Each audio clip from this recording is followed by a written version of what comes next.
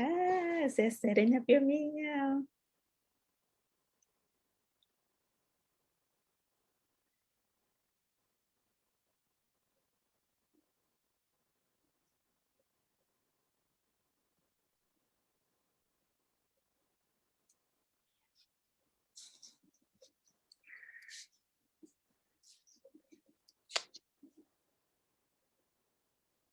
All right. Good evening, everyone. How are you? Thank you so much for joining us this evening on a Friday evening after a long week. I am Lottie Joiner with the NAACP, and I have one of our co-founders, great-granddaughters on the line. I want to introduce you to Ms. Michelle Duster. Make sure I'm pronouncing your name correctly, right? Yes. Okay. Ms. Duster is a writer, speaker, professor, and champion of racial and gender equity.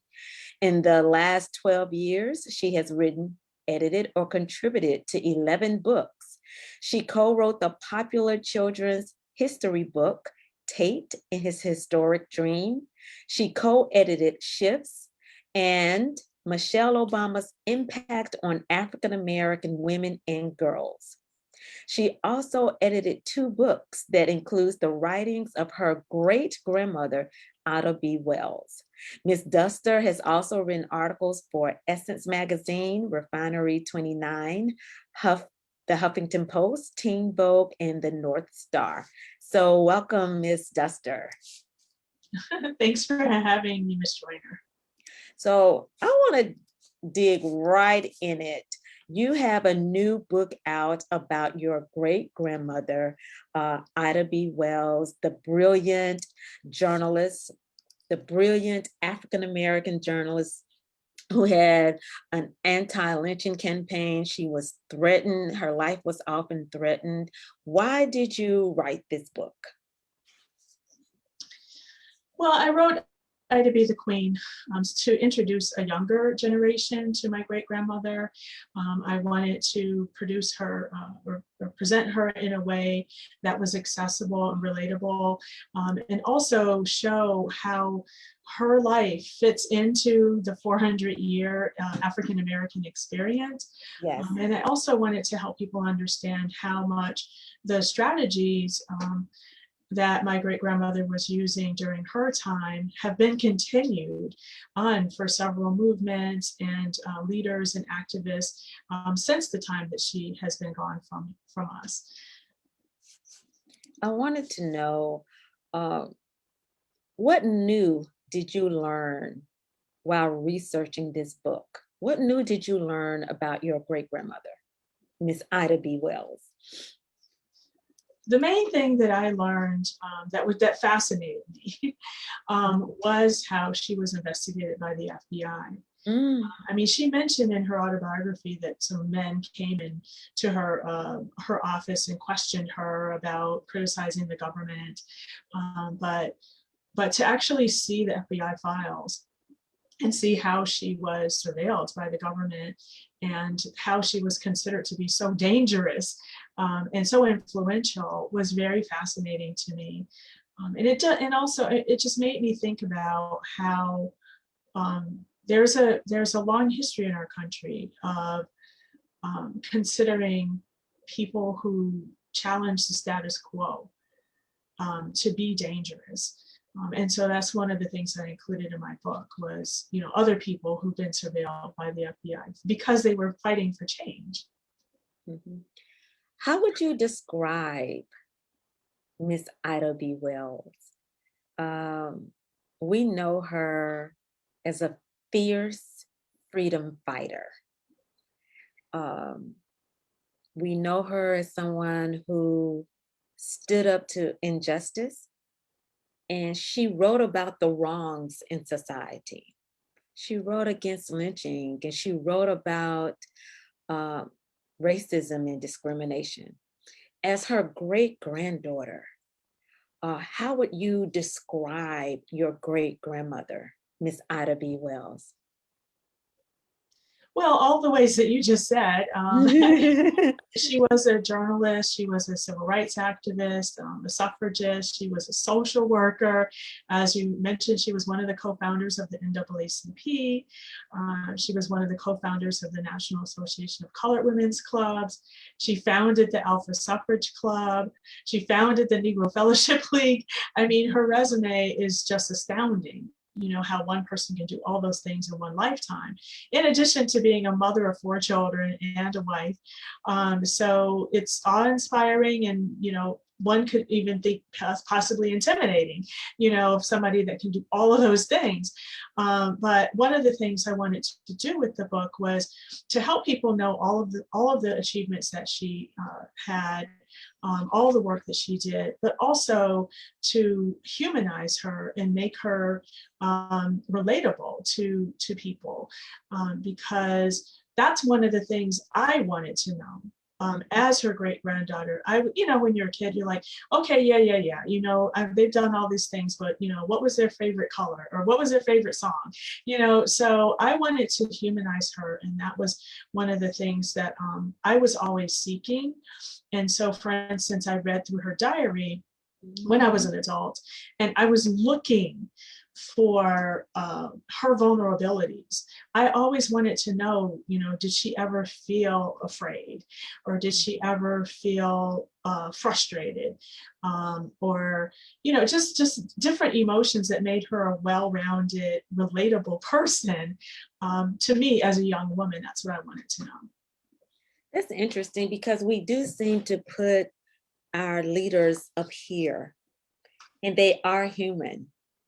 Uh, they face fear, they feel fear just like we do. Uh, they feel vulnerable just like we do.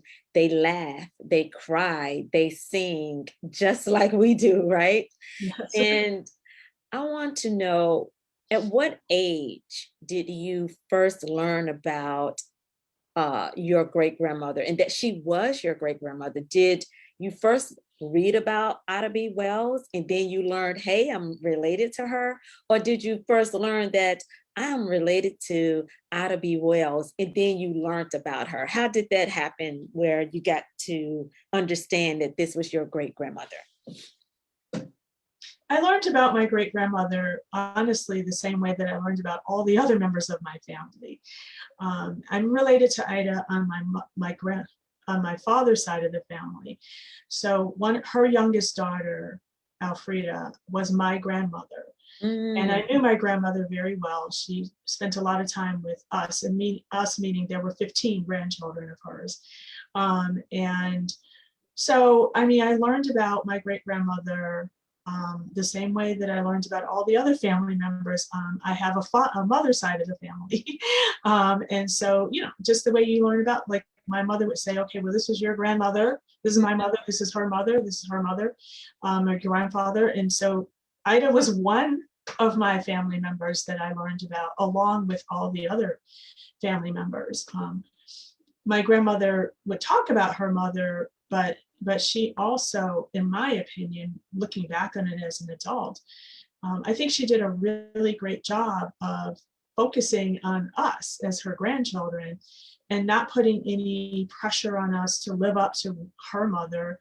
I never felt any pressure to be another Ida or anything like that. It was like all of us were encouraged to be the best our best selves, and live up to our best, and not comparing ourselves to somebody else, which is great, because that's a huge thing to try to live up to. mhm. So, you know, your grandmother tells you about her mother, Miss Ida B. Wells. And as a young person, that may not do anything for you. You're like, okay, that's my great grandmother. You know, at what point in your life did you realize, like, wow, this is a really big deal? You know, Miss Ida B. Wells was she was such a lady. You know, she was a, you know, this is you know, this is, you know, and what, and you know, was it I don't know, did you learn about her at all in school, right? Did they talk about your great grandmother in school and you thought, wait a minute, that's my great grandmother that they're talking about, right? Or I mean, the thing about being a family member is that it's normal. You don't know anything different, so it was just part of my life, being related to Ida. And it was normal to, when I became a teenager, my grandmother had published and edited and published her mother's autobiography. And I think at that point is when more people started to pay attention to who Ida was. She was kind of lost in history for a few decades. And then she kind of made a resurgence in the 1970s. And now even, I mean, it's just the interest in her has grown. yes. And I do want to credit my family with making, being part of making that happen, because we have worked for 80 years to make sure that Ida is not forgotten in history. But when I was in high school is when there started to be more attention paid to who she was and what she did. There were more schools named after her, or awards, or her being inducted into Hall of Fames. And so we started to go to events, banquets and things like that. But up until that point, it was kind of low key. Yeah. You talked about how it was your family to make sure that your great grandmother's name and legacy continued. Today, there's the Ida B. Wells Society, hymned by three amazing African-American journalists. And one of them, of course, is Nicole Hannah-Jones, the Pulitzer Prize winner, who did that fantastic 1619 project with the New York Times. The Nation has the Ida B. Wells Fellowship for minority journalists to do investigative reporting. And so when people think of Ida B. Wells, they think of investigative journalism, they think of uncovering wrongdoings. In your opinion, what is your great grandmother's legacy? Oh, I forgot to mention that in 2020, she was awarded a Pulitzer Prize posthumously. Is that correct? Yeah, Pulitzer Prize special citation. Yes. Yeah, Special citation, excuse me. which is even more special. Yes. It's more rare than the Pulitzer Prize. Yeah, I mean, so she's getting a lot of attention and a lot of credit, which she deserves for the work that she contributed to the field of journalism. And luckily, people are starting to not only pay homage to her, but study her work and her techniques that were used. And that was part of my goal, was to I just felt very strongly that every journalism student should not be able to get through journalism school without knowing about Ida B. Wells, because Wow. she paved the way Yes. for incredible level of investigative journalism. But I mean, as far as who she was to me, or what I think her legacy is, I think it's bigger than journalism. I think it's about speaking truth to power, challenging status quo, and fighting for first-class citizenship in every way. Oh, that's awesome. The title of your book, I want to read the title of this book again. It says, Ida B. the Queen, the extraordinary life and legacy of Ida B. Wells. Ida B. the Queen, the extraordinary life and legacy of Ida B. Wells. What made Miss Wells' life so extraordinary?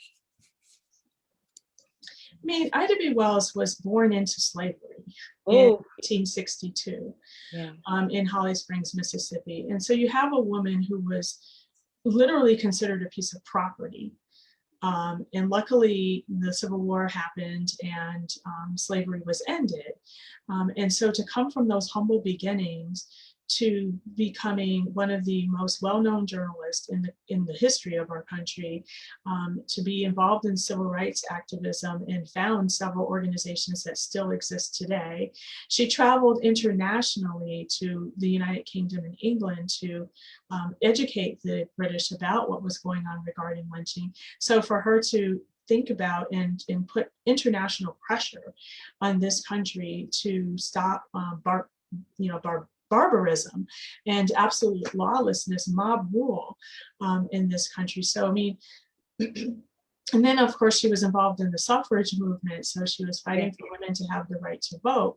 And then in Chicago, she founded the first kindergarten for Black children, and she also created the Negro Fellowship League, which provided housing for Southern migrants. So on and on and on. Whenever she found injustice and inequality, she wouldn't just complain about it. She would actually figure out a way to tackle the problem. And so, to me, her legacy is somebody who tried every strategy that was available to her without having very much financial power. I mean, and she didn't have any political power when you think about it. She did not have the right to vote until she was in her 50s.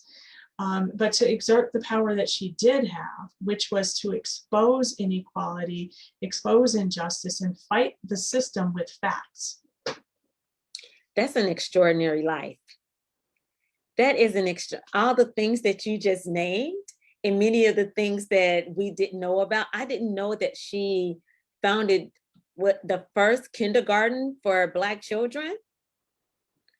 I mean, just the things that, okay, we have to tell our audience to make sure you pick up that book. That's in the book, right?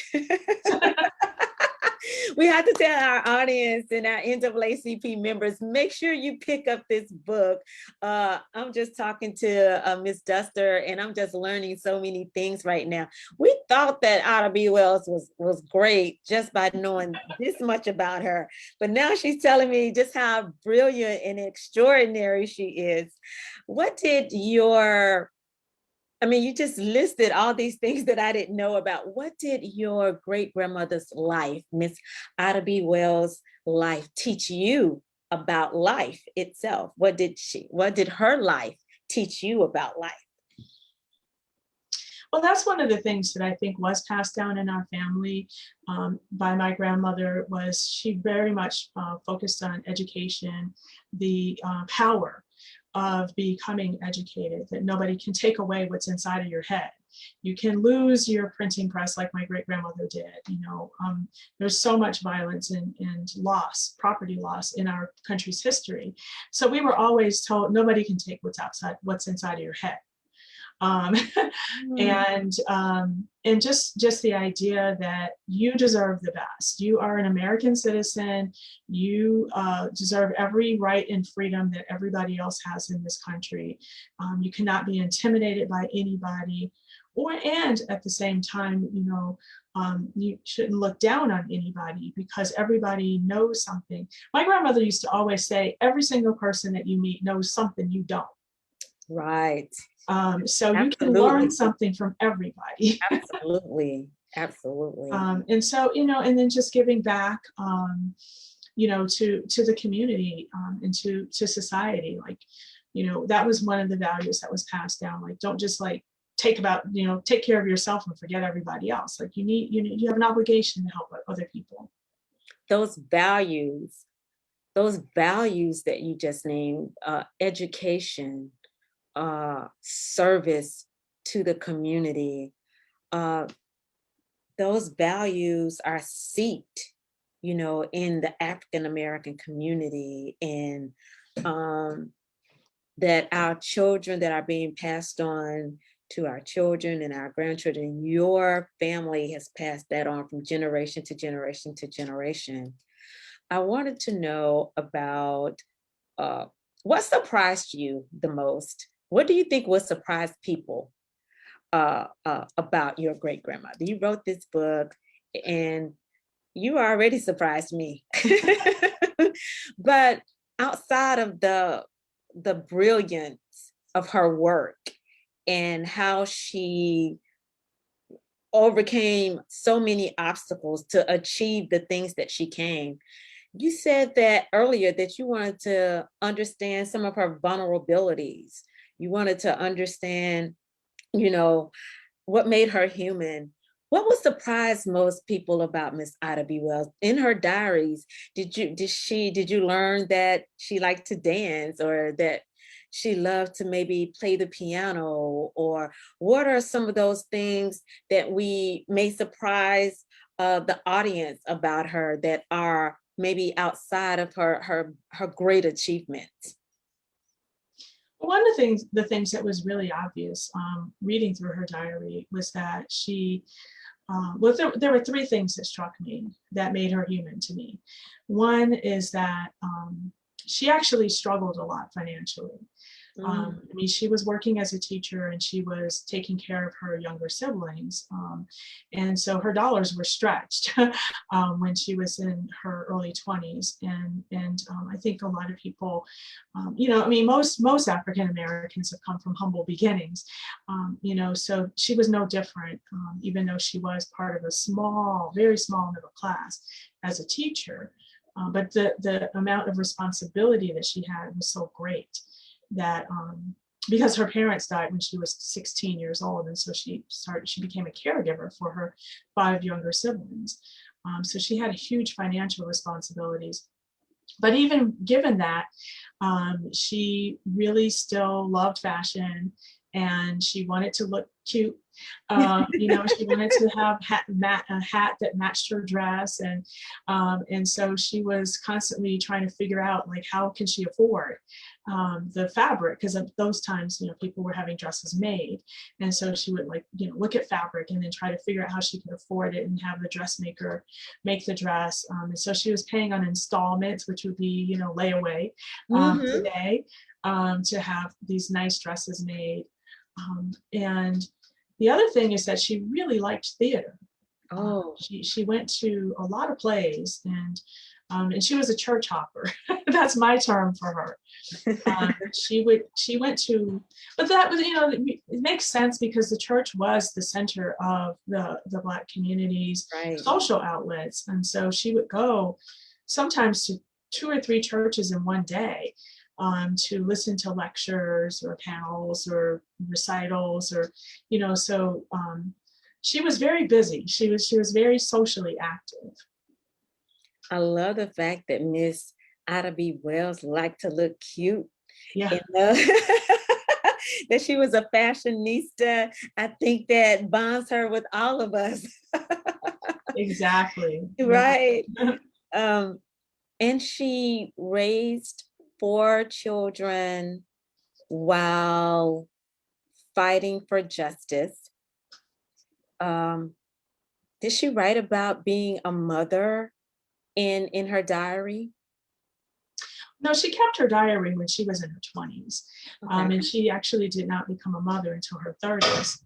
Mhm. So the only thing she wrote about motherhood was at the end of her life. She wrote her autobiography, and she talked about how it was a full responsibility, a full-time job. Motherhood was a full-time job, just like any other job. And so she framed it as, you know, a profession that people really needed to view in that way. It's a huge responsibility taking care of and shaping children. And so luckily she was married to my great grandfather, Ferdinand Barnett, who was a feminist. Uh, Mm. and he was very supportive and encouraging of her continuing on with her work. And so he provided ways for her to continue doing that. Like she traveled with nursing infants, and with a nurse to help her. And how many people do that? I mean, you Right. know, Ferdinand was like, okay, yeah, you need to go to Washington, D.C. So you go with the child, and I'll just make sure that somebody's there to help you, instead of no woman, you know, stay at home. So the fact that Ferdinand was very supportive of her continuing on, I think is a huge part of what kept her going and able to achieve what she did. In one sense, before she became a biological mother, she mothered her siblings. right? Exactly. She took care of them when her parents passed away. So she already knew that responsibility without initially giving birth. So she took care of her siblings when her parents died, and then became a quote unquote biological mother with her own children. And to hear about her progressive husband, right, in terms of making sure that, I want to see progress in my community. And I know that my wife has the skills and the passion to do that. And I am going to stand beside her and I'm going to support her as best as I can. I think that's progressive back in that day. What do you think? Oh yeah, I mean, the more that I've learned about my great grandfather, the more I realized that he was an incredibly strong person. I mean, not only was he progressive, but he was strong because it wasn't, I got the impression it wasn't easy for him to be as progressive as he was, because men can be kind of, um, mean towards each other. It was like, oh, who wears the pants in your Yep, family? yep. And he had to endure those kind of comments and people questioning him of, that kind of thing. And so for him to just say, I don't really care, like I have my own house and I'm running it the way I want it to run, and I'm fine with my wife being, out here in the world saving America. Right, And right. it was, very obvious. What I learned, that my great grandfather was the main cook in the family, so they had a lot of role reversal in their marriage, and he had to be a very strong and confident person to be willing to do that and be comfortable with it, and ignore, whatever other people might think. I love that. So one more question for you before we wrap up. Again, to those who are watching, um, I am talking to Michelle Duster. She is the great-granddaughter of famed journalist Ida B. Wells, and the title of the book is Ida B. the Queen: The Extraordinary Life and Legacy of Ida B. Wells. Why do you say the Queen? Ida B. the Queen. You have to tell me that. Right. Well, there were a couple of incidents during her lifetime when her contemporaries referred to her that way. And so the fact that, she was viewed that way during her lifetime made it appropriate, to continue that sort of way of viewing her as somebody who, deserves that level of credit. She was an extraordinary woman. Absolutely. So why should we, uh, society, African Americans, Black women, why should we know about Ida B. Wells? Why should we know about her? Why should we know about her life? You know, why should society know about her? Why should Black women know about her? Why should African Americans know about her? Why should we know about Ida B. Wells? Well, my great grandmother, Ida B. Wells, was a pioneering data journalist who exposed lynching for what it was, which was domestic terrorism. Mm, So, in that way, she was using journalism as a form of activism. And she was countering the false narratives at that time, which were the prevailing narrative was that Black men were assaulting white women. And she uncovered the fact that was not at all the case. And it was being used as a form of oppression and terrorism against the Black community. And she was involved in the civil rights. Not only was she a civil rights activist, but she was a founder of the yes, she NAACP. was the NAACP. Yeah, And she was involved in the formation of several organizations that still stand today, that were all, focused on freedom, justice, and equality in our country. she was involved in the suffrage movement. So the reason why any woman today can not only vote, but also run for public office is because of the work that my great-grandmother and her contemporaries did to fight for 7 decades, over 7 decades in some situations, for us as women to have that right. We cannot take it for granted. And then she also, worked tirelessly, even for individual people who were falsely accused of crimes, to get justice for them. She provided housing for migrants who came from the South. I mean, she worked on behalf of, the African American community overall, but then also individual African Americans who were being treated in an unjust way. And so the work that she did provided a roadmap for those of us today, strategies that she used today that she used during her time that we can take a playbook from, on how to continue the struggle and continue on the fight on the road to freedom, justice, and equality for all. I love it. I love it. I love how you say women can vote today because of the work that my great-grandmother did. And when you said that, you know what came to mind? Our vice president, right? Our vice president, Kamala Harris. And you know who else came to mind? Miss Stacey Abrams. I think we can draw the line from these two brilliant women straight to Miss Ida B. Wells, right? Absolutely. Absolutely.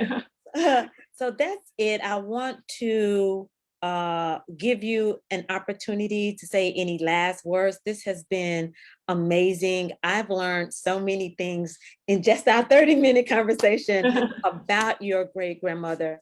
And any lasting words that you would like to say? Well, like I said, I mean, my goal with Ida B. the Queen, the extraordinary life and legacy of Ida B. Wells, was to introduce Ida to a new audience, a new generation who might not be familiar with her, to learn about the work and legacy that she left behind for us. But for those who are already familiar with her, to also gain perspective on how the work that she did fits into the 400-year story of African Americans, and how we all today are continuing on with the work that my great-grandmother did. Well, thank you so much for your time this evening. I would like everyone who's listening to, who has tuned in to our conversation and who would tune in later, because this is on our Facebook page. That means that when you go to the Crisis Magazine Facebook page or the Crisis Magazine YouTube page, you can see this conversation. But please pick up the book, Ida B. the Queen, The Extraordinary Life and Legacy of Ida B. Wells, by her great-granddaughter, Michelle Duster. Thank you so much, Ms. Duster, and have a great evening. Thank you, Ms. Joiner. And thank you to the NAACP. Yay, our co-founder. Yes. All right, thank you. Have a good evening. Goodbye. You too.